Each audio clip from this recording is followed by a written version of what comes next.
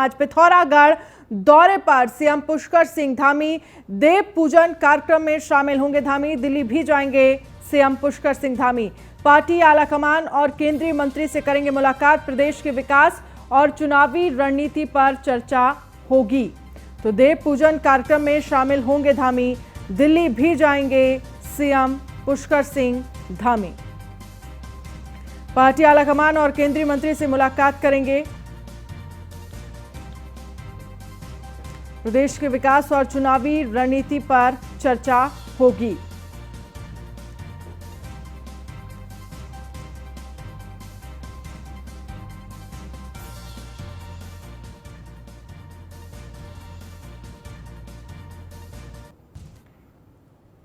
और चलिए ग्राफिक्स के जरिए आपको समझाते हैं कि क्या कुछ कार्यक्रम है उत्तराखंड के सीएम पुष्कर सिंह धामी का। सुबह करीब 10 बजे पिथौरागढ़ पहुंचेंगे सीएम धामी और इसके बाद देव पूजन कार्यक्रम में शामिल होंगे धामी। दोपहर 3:40 का जो समय है उसको बताया जा रहा है कि दिल्ली के लिए निकलेंगे और दिल्ली में पार्टी आलाकमान के साथ मुलाकात करेंगे। आज दिल्ली में ही रात्रि विश्राम करेंगे उत्तराखंड के सीएम पुष्कर सिंह धामी। तो आज दिन भर का क्या कुछ कार्यक्रम है सीएम धामी का, वो आपको ग्राफिक्स के जरिए दिखा रहे हैं। आज दिल्ली में ही रात्रि विश्राम करेंगे धामी। तो सबसे पहले आपको बता दें कि सुबह करीब 10 बजे पिथौरागढ़ पहुंचेंगे सीएम धामी और उसके बाद आपको बता दें देव पूजन कार्यक्रम में शामिल होंगे उत्तराखंड के सीएम पुष्कर सिंह धामी।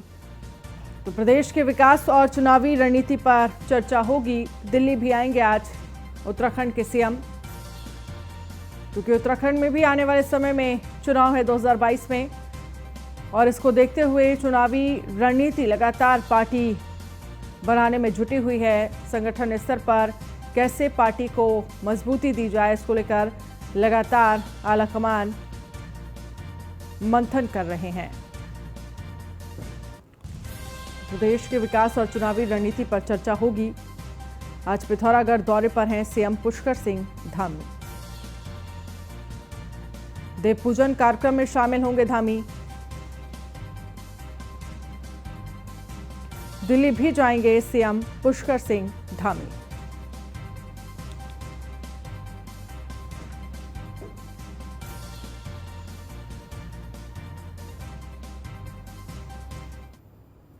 और वहीं उत्तराखंड में भारी बारिश के अलर्ट को देखते हुए मुख्यमंत्री पुष्कर सिंह धामी ने सचिवालय में सभी जिला अधिकारियों और आपदा प्रबंधन से जुड़े विभागों और एजेंसियों की बैठक ली, जिसमें सीएम ने सभी विभागों के वरिष्ठ अधिकारियों से प्रदेश की स्थिति की जानकारी ली। मुख्यमंत्री ने जिला अधिकारियों से उनकी तैयारियों, बारिश की स्थिति आदि के बारे में विस्तार से जाना। मुख्यमंत्री ने प्रदेश के सभी स्कूलों में आज अवकाश रखने के निर्देश दिए। इस दौरान मुख्यमंत्री ने कहा कि इस समय बड़ी संख्या में पर्यटक और तीर्थयात्री प्रदेश में हैं। जरूरी होने पर उन्हें सुरक्षित स्थानों पर ठहराते हुए उनके रहने और भोजन आदि की व्यवस्था सुनिश्चित की जाए। इसमें किसी तरह की लापरवाही ना हो। पर्यटक और तीर्थयात्री यहां से अच्छा संदेश लेकर जाएं। मुख्यमंत्री ने कहा कि राज्य, जिले और तहसील स्तरों पर कंट्रोल रूम 24 घंटे संचालित होंगे और इसके साथ ही जिले में से इन 2 दिन हर घंटे रिपोर्ट भेजी जाए। कोई घटना होने पर उसकी सूचना तुरंत दी जाए। रिस्पॉन्स टाइम कम से कम होना चाहिए।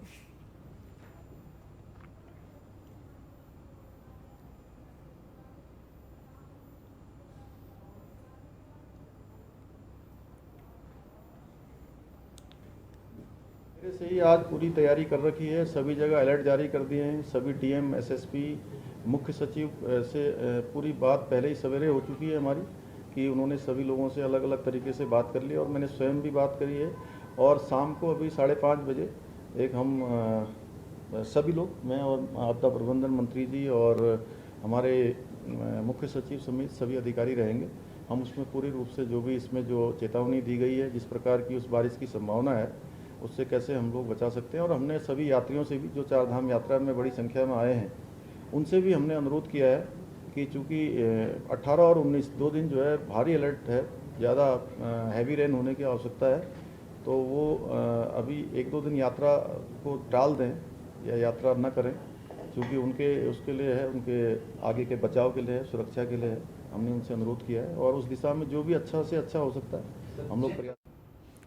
उत्तराखंड में पिछले 2 दिनों से लगातार हो रही भारी बारिश से आम जनजीवन अस्त व्यस्त है। आलम यह है कि पर्वतीय क्षेत्रों में भारी बारिश के चलते भूस्खलन का सिलसिला जारी है। बारिश और भूस्खलन से अब तक 4 लोगों की मौत हो चुकी है। प्रदेश की स्थितियों का जायजा लेने के लिए सूबे के मुख्यमंत्री पुष्कर सिंह धामी सचिवालय स्थित आपदा कंट्रोल रूम पहुंचे। उन्होंने अधिकारियों से प्रदेश के हालातों की जानकारी ली। मौसम विभाग ने 18 और 19 अक्टूबर को प्रदेश के तमाम हिस्सों में भारी से भारी बारिश का रेड अलर्ट जारी किया है। सरकारी मशीनरी पूरी तरह से आपदा जैसे हालातों से निपटने की तैयारियों में जुटी हुई है। सीएम धामी ने कहा, 4 धाम यात्रा पर पूरी तरह से रोक लगा दी गई है। रविवार देर शाम तक केदारनाथ धाम में करीब 6000 श्रद्धालु मौजूद थे, जिसमें से 4000 श्रद्धालु नीचे आ गए हैं। मुख्यमंत्री ने अधिकारियों को निर्देश दिए हैं कि सुनिश्चित किया जाए कि बारिश के कारण यदि कोई राजमार्ग बाधित होता है तो उनमें आवागमन जल्द सुचारू करने के लिए पूरी व्यवस्था हो। जिन क्षेत्रों से अधिक वर्षा हो रही है वहां विशेष सतर्कता बरती जाए। मुख्यमंत्री सभी जिलाधिकारियों से अपडेट ले रहे हैं। 3 लोगों की मृत्यु हो गई है और 2 लोग घायल हैं, उनको अस्पताल में ले गए हैं। झोपड़ी गिर जाने से वहाँ पर जो है एक महिला की उनकी मृत्यु हो गई है और जगह पर सामान्य स्थिति है। अभी हम लोग सभी जगह की स्थिति की जानकारी ले रहे हैं। यात्रा पूरी तरह से रोक दी गई है और केदारपुरी में जो कल शाम तक 6000 लोग थे उसमें से लगभग 4000 लोग नीचे आ गए हैं और सभी अपने अपने स्थानों पर सुरक्षित पहुंच गए हैं। जो 2000 लोग बचे हैं उनको भी सबको सुरक्षित तरीके से नीचे ला रहे हैं और लगातार हम लोग इस पर। और राजधानी में रविवार से हो रही बारिश से जहां सामान्य जनजीवन पूरी तरह से प्रभावित हुआ है, वहीं तापमान में भी गिरावट दर्ज की गई है। राजधानी के रोडवेज बस सेंटर में भी पानी भारी मात्रा में घुस गया, जिससे रोडवेज कर्मियों को परेशानी उठानी पड़ रही है।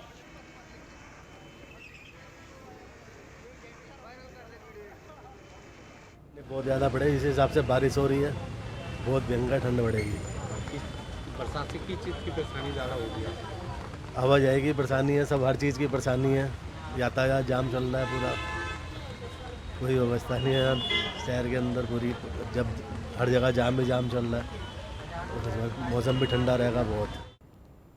और वहीं पहाड़ों की रानी मसूरी में सुबह से हो रही हल्की बारिश से तापमान में भारी गिरावट दर्ज की गई है, जिससे एकाएक मसूरी में ठंड बढ़ गई है। ठंड से बचने के लिए लोगों को गर्म कपड़ों का सहारा लेना पड़ रहा है। मौसम विज्ञान विभाग ने 18 अक्टूबर को उत्तराखंड में भारी बारिश को लेकर रेड अलर्ट जारी किया है। मसूरी में सुबह से ही बारिश और ऊंचाई वाले क्षेत्रों में बर्फबारी होने से सर्दी ने दस्तक दे दी है। मौसम विभाग के अगले 2 दिनों तक भारी बारिश का अलर्ट जारी किया है। जिलाधिकारी डॉक्टर आर राजेश कुमार ने भारी बारिश की चेतावनी के मद्देनजर जिले में सभी स्कूल और आंगनबाड़ी केंद्र 18 अक्टूबर को बंद रखने के निर्देश दिए हैं।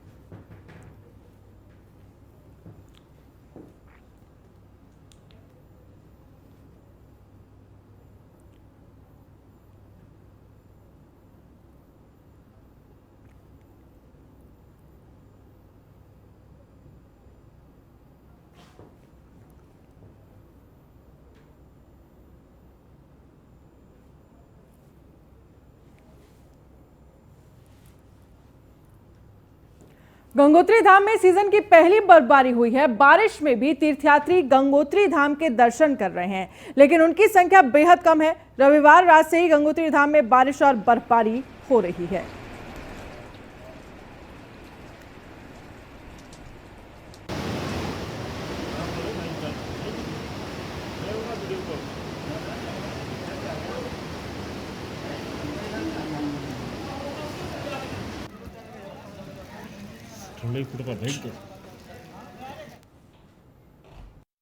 आज श्री गंगोत्री धाम में बर्फबारी का जो ये मौसम हुआ है, आप देख रहे हैं श्री गंगोत्री धाम में बर्फबारी काफ़ी तेज़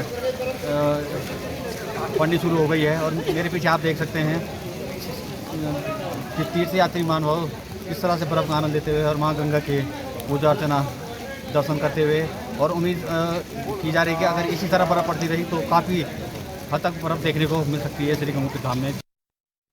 उत्तराखंड के राज्यपाल lieutenant general retired Gurmeet Singh ने दिल्ली में प्रधानमंत्री नरेंद्र मोदी से मुलाकात की। राज्यपाल बनने के बाद गुरमीत सिंह की प्रधानमंत्री नरेंद्र मोदी से उनकी पहली मुलाकात है। दोनों के बीच उत्तराखंड के विकास को लेकर चर्चा हुई। उत्तराखंड का राज्यपाल बनने के बाद गुरमीत सिंह पहली बार दिल्ली गए थे। यहां उन्होंने प्रधानमंत्री नरेंद्र मोदी से शिष्टाचार भेंट की। आपको बता दें कि पिछले महीने 15 सितंबर को गुरमीत सिंह ने उत्तराखंड के राज्यपाल का पदभार ग्रहण किया था।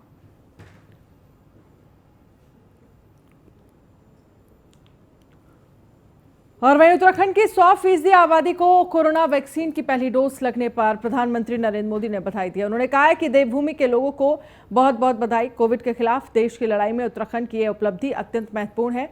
इस दौरान प्रधानमंत्री ने कहा कि मुझे विश्वास है कि वैश्विक महामारी से लड़ने में हमारा वैक्सीनेशन अभियान सबसे अधिक प्रभावी साबित होने वाला है और इसमें जन जन की भागीदारी अहम है। अयोध्या दौरे से लौटने के तुरंत बाद सीएम धामी ने प्रदेश में कोरोना के हालातों के साथ ही प्रदेश में वैक्सीनेशन की स्थिति को लेकर जानकारी दी थी। इस दौरान सीएम धामी ने बताया कि प्रदेश में 18 वर्ष से ऊपर तय लक्ष्य के सभी लोगों को कोविड वैक्सीन लग चुकी है।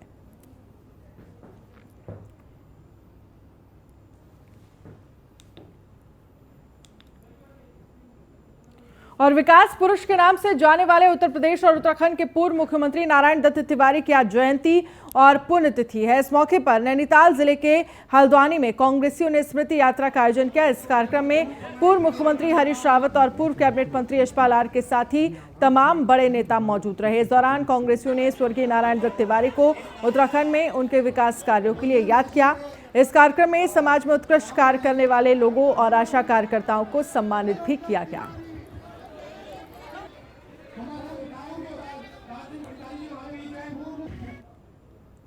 ये एक विलक्षण संयोग है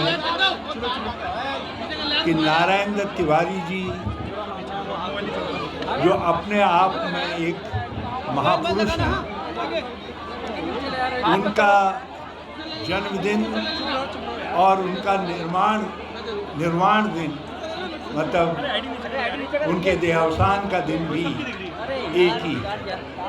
मैं सब लोगों के साथ जितना हमारे साथी सहयोगी सबके साथ उस महापुरुष को और उनकी पुण्य।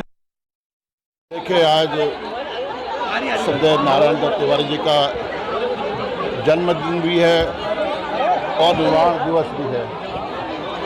हम सब उनको नमन करते हैं और उनको विनम्र श्रद्धांजलि अर्पित करना चाह रहे हैं। श्रद्धेय तिवारी जी, मैंने कहा कि वह एक व्यक्ति नहीं थे, कोई संस्था थी, सर्वधर्म समभाव के प्रतीक थे और उत्तराखंड के विकास में, देश के विकास में उनका बहुत बड़ा योगदान रहा। और विधानसभा चुनाव को लेकर पार्टियों में आरोप प्रत्यारोप का दौर जारी है। आम आदमी पार्टी के प्रदेश प्रवक्ता ने कांग्रेस और बीजेपी पर आरोप लगाते हुए कहा कि राज्य में आप पार्टी का जनाधार बढ़ता जा रहा है। बीजेपी और कांग्रेस ने पिछले 20 सालों में उत्तराखंड को लूटने का काम किया है। आगामी विधानसभा चुनाव में उत्तराखंड की जनता उनको इसका जवाब देगी। कांग्रेस हो, इन दोनों ही दलों के पास आम आदमी पार्टी के संकल्पों को चुराकर अपना एजेंडा सेट करने के अलावा कोई भी काम नहीं है। आम आदमी पार्टी जिस संकल्प के साथ जनता के सामने जा रही है, भारतीय जनता पार्टी कांग्रेस उसको पीछे से चुराकर अपना हथियाने की कोशिश कर रहे हैं। लेकिन उत्तराखंड की देवतुल्य जनता देख रही है। 20-21 साल से लगातार अदल बदल कर इस उत्तराखंड की सत्ता पर काबिज होकर उत्तराखंड के पतन के लिए जिम्मेदार भारतीय जनता पार्टी और कांग्रेस की सफाई के लिए उत्तराखंड की जनता इस बार मन बना चुकी है और इस बार आम आदमी पार्टी को अपना। और जम्मू कश्मीर में आतंकियों के खिलाफ ऑपरेशन के दौरान शहीद हुए अजय रोतेला का अंतिम संस्कार कर दिया गया है। सैन्य सम्मान के साथ ऋषिकेश के घाट पर शहीद को लोगों ने नम आंखों से अंतिम विदाई दी। इस मौके पर विधानसभा अध्यक्ष प्रेमचंद अग्रवाल, कृषि मंत्री सुबोध उनियाल भी मौजूद थे। शहीद के अंतिम यात्रा के दौरान भारी बारिश के बीच लोगों का जनसैलाब उमड़ा। हर तरफ बस एक ही नारा था, जब तक सूरज चांद रहेगा अजय तेरा नाम रहेगा। इसी के साथ पाकिस्तान मुर्दाबाद के नारे भी लोगों ने लगाए।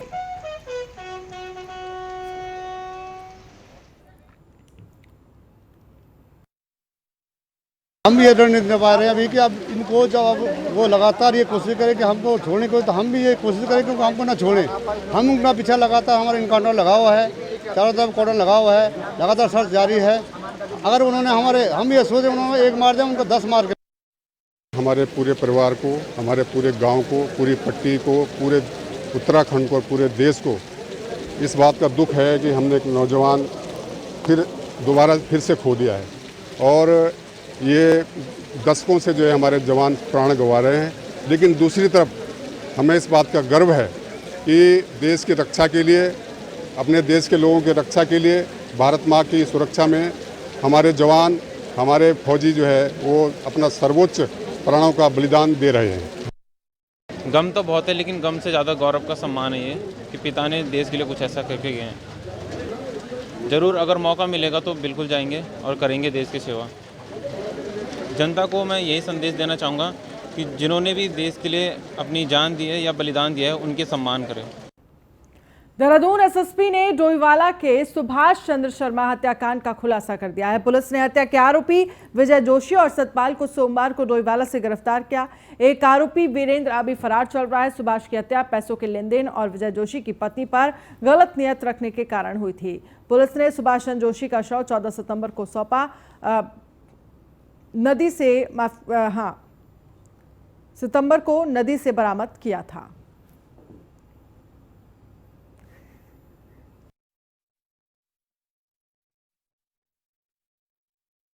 30 अगस्त को एक गुमशुदगी थाना डोईवाला में दर्ज की गई थी, जिसमें कि एक 62 साल का व्यक्ति गायब हुआ था। तो इस केस में मेरी नज़र में ये केस, क्योंकि मेरे द्वारा 5 सितंबर को चार्ज लिया गया था, 10 सितंबर के आसपास एक लड़का जो मृतक है उनका भतीजा था, उसके द्वारा मेरे को बताया गया कि हमारे द्वारा एक गुमशुदगी लिखी गई है जो कि 30 तारीख को लिखी हुई थी, लेकिन अब तक जो गुमशुदा है उसका पता नहीं पड़ पाया है। और रुद्रप्रयाग में मौसम विभाग के हाई अलर्ट के बाद से ऊंचाई और निचले क्षेत्रों में रविवार देर रात से बारिश जारी है, जिससे जनजीवन बुरी तरह प्रभावित हो गया है। हालांकि जिला प्रशासन की ओर से केदारनाथ यात्रा पर अस्थायी रोक लगा दी गई है, लेकिन जो यात्री पहले से धाम पहुंचे हैं वो भारी बारिश में भी बाबा के दर्शन कर रहे हैं। जिलाधिकारी मनोज गोयल ने कहा है कि केदारनाथ यात्रा का सोनप्रयाग से ट्रैक रूट शुरू होता है। यहां से केदारनाथ धाम तक 8 से 10 हजार तीर्थयात्रियों के रहने की पूरी व्यवस्था है। साथ ही वैकल्पिक व्यवस्था के तौर पर स्कूल एवं कॉलेजों में भी तीर्थयात्रियों के लिए रहने की व्यवस्था बनाई गई है। यात्रा हमारा जो ट्रैक रूट है वो सोनप्रयाग से चालू होता है, तो करीब हमारे पास विभिन्न पड़ावों को मिला के 8 से 10 हज़ार लोगों को ट्रैक रूट पे एवं केदारपुरी में रुकवाने की जो है व्यवस्था हम लोगों ने पिछले कुछ दिनों में जो है पूरी बना ली है। इसके अतिरिक्त जो हमारे मुख्य पड़ाव हैं, जिस प्रकार से सीतापुर हो गया, रामपुर हो गया, सोनप्रयाग हो गया और आपका गुप्त काशी हो गया, फाटा हो गया, तो इन सब स्थानों पर पूरी प्राइवेट होटल्स की, लॉजेस की, धर्मशालाओं की पूरी व्यवस्था है, जिसमें सामान्यतः जो भी टूरिस्ट आते हैं वो इन्हीं सब में स्टे करते हैं। हम 15-16 लड़के हैं और कल से हम आए हुए हैं। हमें केदारनाथ जी श्री हरि के दर्शन करने थे और अचानक ही मौसम ज़्यादा ख़राब होने के कारण हम यहाँ रुद्रप्रयाग में ठहरे हुए हैं। यहाँ बहुत लोग ठहरे हुए हैं। यहाँ की व्यवस्था थोड़ी कम पड़ गई है ज़्यादा लोगों के ठहरने की वजह से। ऋषिकेश में भारी बारिश की चेतावनी के बाद भी पर्यटकों की भीड़ बढ़ती जा रही है। शनिवार रविवार से ऋषिकेश समेत आसपास के क्षेत्रों में पर्यटकों की भीड़ में इजाफा हुआ है। ऐसे में सभी होटल, धर्मशालाएं भी फुल हो चुकी हैं। वहीं बारिश के अलर्ट को लेकर सरकार ने चारधाम यात्रा पर भी रोक लगा दी है और सभी स्कूल भी बंद कर दिए गए हैं। प्रशासन ने लोगों से सुरक्षित स्थान पर रहने की अपील की है और चारधाम यात्रा से फिलहाल बचने की हिदायत भी दी है।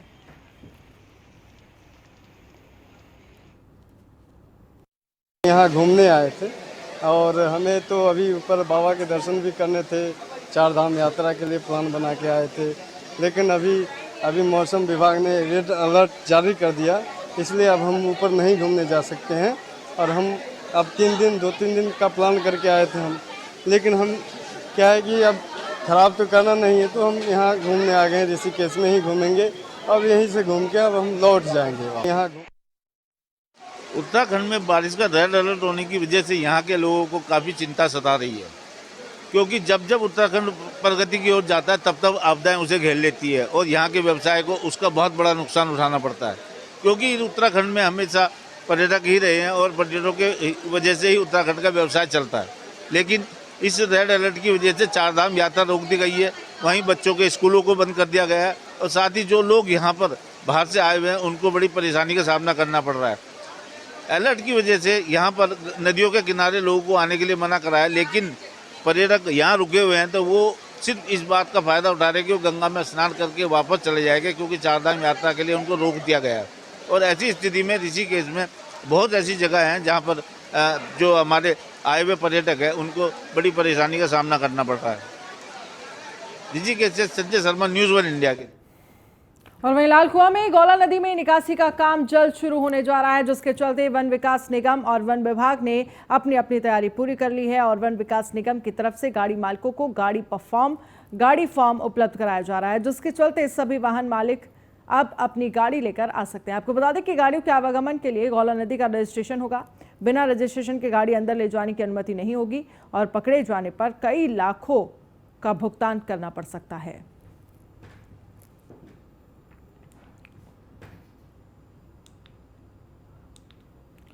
और वहीं पौड़ी के मत्स्य विभाग की ओर से 3 दिवसीय एंगलिंग प्रतियोगिता का शुभारंभ हो गया है। मुख्य विकास अधिकारी प्रशांत कुमार आर ने उद्घाटन किया। उनका कहना है कि यह प्रतियोगिता 3 दिन तक चलेगी, जिसमें मछली पकड़ने के लिए देश भर के 32 एंगलर्स हिस्सा लेंगे। आपको बता दें कि प्रदेश में पर्यटन को बढ़ावा देने और पर्यटकों को आकर्षित करने के उद्देश्य से मत्स्य क्रीड़ा का आयोजन किया जा रहा है, इससे स्थानीय लोगों के व्यापार में भी बढ़ावा होगा और आने वाले समय में इस जगह को पर्यटन व एंगलिंग के रूप में आसानी से विकसित किया जाएगा।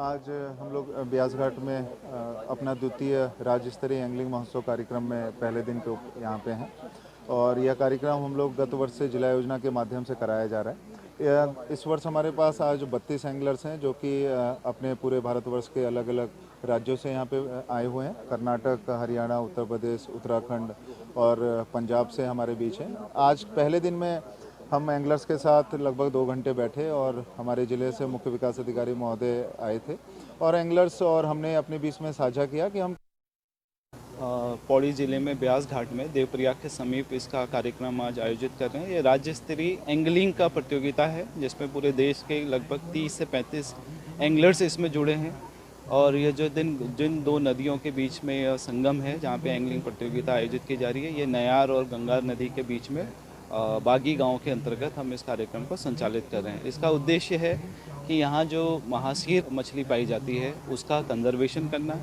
लोगों को उसके आखेट से हटाकर किस तरह एंगलिंग को एक रोजगार और होम स्टे को कैसे इस कार्यक्रम से जोड़ के यहाँ की इकोनॉमी को सुधार सकते हैं।